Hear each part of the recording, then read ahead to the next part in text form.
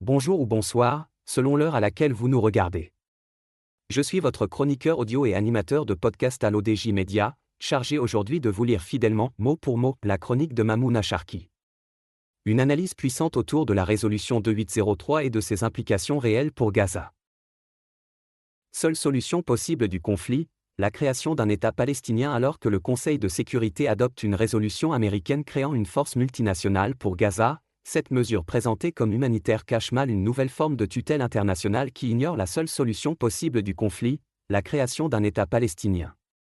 Le Conseil de sécurité valide l'ingérence américaine. Le vote du Conseil de sécurité des Nations Unies en faveur de la résolution 2803, parrainée par les États-Unis, représente un tournant dangereux dans la gestion internationale du conflit israélo-palestinien.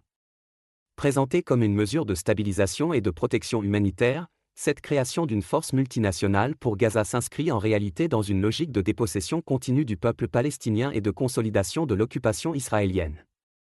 L'absence de vote de la Russie et de la Chine, ainsi que les critiques véhémentes du Hamas, révèlent les profondes divisions que suscite cette initiative. Loin d'être une avancée pour la paix, cette résolution institutionnalise l'ingérence étrangère dans les affaires palestiniennes sous couvert de sécurité et d'aide humanitaire. La force multinationale, bien que présentée comme temporaire, risque de devenir un instrument de pérennisation du statu quo colonial. L'auteur ajoute que, derrière les missions officiellement affichées, se cache une mécanique plus inquiétante, où la gestion sécuritaire de Gaza devient un outil de normalisation de l'occupation. Les missions confiées à cette force, sécurisation des frontières, protection des civils, facilitation de l'aide humanitaire, semblent nobles en apparence mais masquent une réalité plus sombre. En confiant à des acteurs externes le contrôle des points de passage et la gestion sécuritaire de Gaza, la communauté internationale valide implicitement le blocus illégal imposé par Israël depuis 16 ans. Cette externalisation de la sécurité revient à blanchir l'occupation en la parant des atours de la légitimité internationale.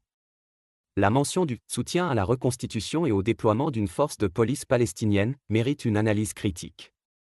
Sous prétexte de renforcer les institutions palestiniennes, il s'agit en réalité d'imposer une force sécuritaire alignée sur les intérêts israéliens et occidentaux, comme l'a montré le triste exemple de l'autorité palestinienne en Cisjordanie. Cette approche sécuritaire ignore délibérément les causes politiques du conflit et cherche à transformer une lutte de libération en simple problème de gestion sécuritaire. Le timing de cette résolution n'est pas anodin. Elle intervient alors que la résistance palestinienne connaît un regain de sympathie internationale et que le consensus pro-israélien s'effrite progressivement. En imposant une force multinationale, les États-Unis et leurs alliés cherchent à reprendre le contrôle du narratif et à court-circuiter les dynamiques authentiquement palestiniennes. L'auteur affirme que les réactions du Hamas, loin d'être anecdotiques, mettent en lumière une vérité fondamentale: aucun peuple ne peut accepter qu'on lui retire sa souveraineté au nom de sa propre protection. Les réactions du Hamas, bien que prévisibles, pointent une vérité essentielle: aucun peuple ne peut accepter que sa souveraineté soit confisquée au nom de sa propre protection. La résistance palestinienne, sous toutes ses formes, trouve sa légitimité dans le refus de cette logique paternaliste qui nie la capacité des Palestiniens à déterminer leur propre destin. La véritable solution pour Gaza ne passe pas par plus de troupes étrangères mais par la fin du blocus, la levée de l'occupation et le respect du droit international. Tant que la communauté internationale continuera à traiter les symptômes plutôt que les causes, elle restera complice d'un système d'oppression qui dure depuis des décennies. Cette résolution, adoptée par 13 voix avec 2 abstentions significatives, illustre l'échec moral d'un système international qui préfère militariser les crises plutôt que d'en affronter les racines politiques.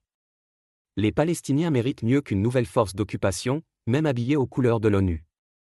L'auteur pense que la situation militaire sur le terrain, notamment les offensives russes en Ukraine, rappelle une vérité brutale: les rapports de force réels finissent toujours par s'imposer au discours diplomatique. Merci d'avoir suivi cette lecture jusqu'au bout. Comme pour chaque chronique, j'ai veillé à respecter intégralement les mots de l'auteur Mamouna Charki, ligne après ligne, pour transmettre son analyse sans la moindre altération. Cette réflexion sur la résolution 2803 nous rappelle à quel point le conflit israélo-palestinien reste un terrain où se mêlent enjeux humanitaires, stratégie géopolitique et réalité douloureuse. Je vous donne rendez-vous très bientôt pour une nouvelle chronique sur l'ODJ Media.